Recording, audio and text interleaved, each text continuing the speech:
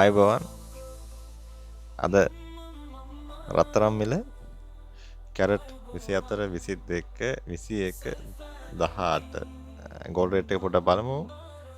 කාලෙකින් රෙකෝඩ් එකක් ලංකාවේ චුට්ටක් රේට් එක වැඩි වුණා මේ වෙලාවේ කැරට් 24 පවම යන්නේ 2,38,000යි හැදුම් කුලි මොනවත් නැහැ.